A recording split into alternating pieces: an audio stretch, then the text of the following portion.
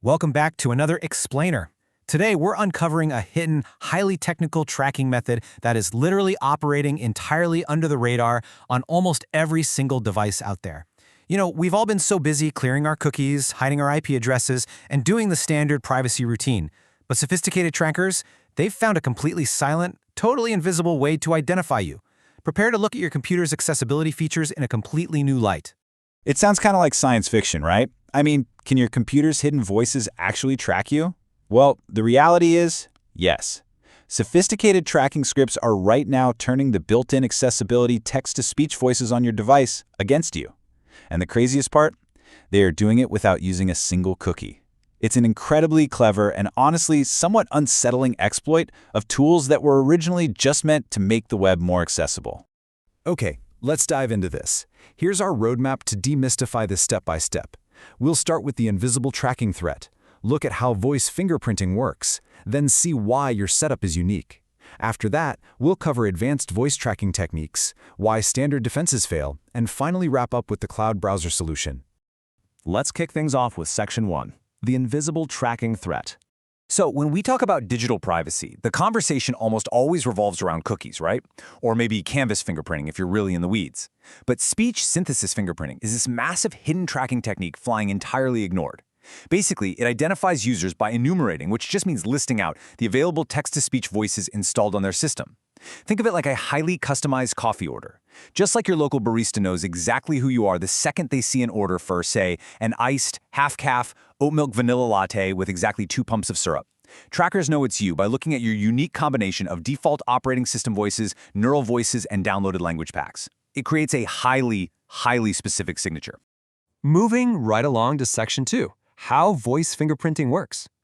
It is honestly fascinating how a really simple software inventory check, which was just designed to see what tools your browser has available to read text aloud, is being exploited to track you. It all boils down to one specific command, the getVoices method. This API call is literally the key that unlocks the tracking data. When a website runs this script, your browser just hands over an array of voice objects. This list details the human-readable names of the voices, the languages they speak, unique URIs, and whether they're local to your machine or based on the cloud. You're essentially handing them a fully detailed inventory of your system's text-to-speech capabilities.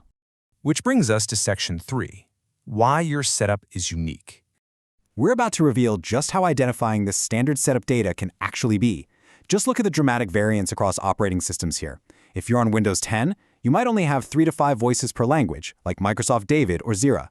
But jump down to macOS Ventura or later, and suddenly you've got 20 to 40 plus voices, including names like Samantha and Alex.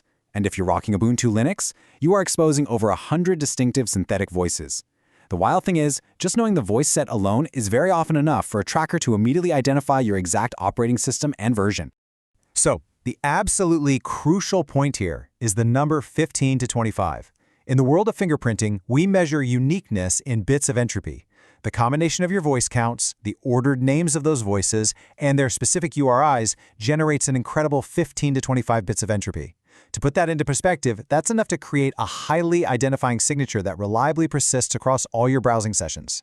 Let's actually compare speech synthesis directly against some tracking vectors you might already know about. Look at screen resolution. That only gives trackers about 3 to 5 bits of entropy, and honestly, it's super easy to spoof. Canvas fingerprinting is definitely stronger, sitting at 8 to 12 bits. But speech synthesis? It sits way at the top with 15 to 25 bits. And critically, as you can see, it's categorized as hard to spoof. This massive high uniqueness, combined with how incredibly difficult it is to fake, makes it an absolute dream for ad tech networks and trackers. And looking at the distribution of voice counts among users, it gets even more interesting. Notice that only 15% of users have 0 voices available. That means a massive 85% of users are broadcasting a list. And if you happen to be in that 22% slice with 31 or more voices, you are highly unique. Now, you might be wondering, why would someone have so many? Well, downloading language packs, using accessibility screen readers like NVDA, or adding third-party tools, all of that dramatically increases your voice count, which, ironically enough, massively increases your fingerprinting surface. Now let's look at Section 4, Advanced Voice Tracking Techniques. Because trackers aren't just looking at the names anymore. The threat has escalated significantly. Sophisticated scripts now run an advanced voice URI analysis. They look way past the human-readable name and start extracting hidden metadata. They pull engine identifiers, they pinpoint your exact voice model versions, and they even look for quality tier indicators. For example, if your system reports a neural or premium voice, well, that tells them exactly what quality tier you have installed. They'll even look at regional encodings, like whether your system uses a dash or an underscore between the EN and the US. Every single tiny detail adds to your unique fingerprint. And it builds into something even more intrusive. Fingerprinters actually force your browser to invisibly speak to them using pitch and rate timing analysis. Here's how it works. First, they send standardized text to your text-to-speech engine. Then they measure the exact duration it takes to render it. Finally, they log precisely when word and sentence boundaries happen. They are literally measuring the actual timing of invisible spoken text. And because this relies on your specific underlying hardware and software speeds, it's practically impossible to fake. This leads us directly to Section 5, why standard defenses fail.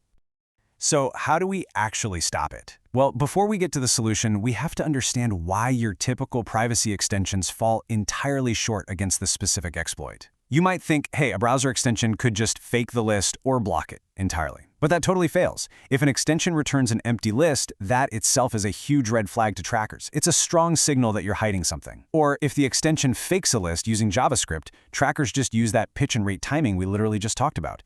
The real underlying engine's timing will immediately betray the fake JavaScript list. The fundamental problem is that client-side spoofing just doesn't remove the real text-to-speech engine sitting right there on your device. Which brings us to our final section. Section 6, the Cloud Browser Solution. To beat an infrastructure-level fingerprint, you really need an infrastructure-level change. Our source material outlines Sendwin's approach, which contrasts really sharply with standard client-side spoofing. Instead of trying to use a browser extension to intercept and basically lie about what's on your computer, Sendwin runs sandboxed browser profiles entirely in the cloud. These cloud profiles are configured with standardized text-to-speech configurations that genuinely match the reported operating system and locale. And this brilliantly illustrates the difference. To quote the source, Sendwin solves this at the infrastructure level. Each cloud browser profile runs with a standardized, consistent voice configuration. Because the profile is completely isolated in the cloud, all your unique user-installed variables, those language packs and your hardware quirks, are completely eliminated. If a tracker runs a timing analysis, the timing just confirms the reported data, because the cloud browser genuinely has the exact voice configuration it claims to have. It's a really fascinating, effective approach to neutralizing such a highly complex tracking vector. So, we've seen how something as seemingly innocent as accessibility voices can be weaponized to track you with absolute precision. And it really makes you wonder, what other invisible digital traits might your device be broadcasting right now? Thank you so much for joining me for this explainer. Keep questioning your digital footprint, and we'll see you next time.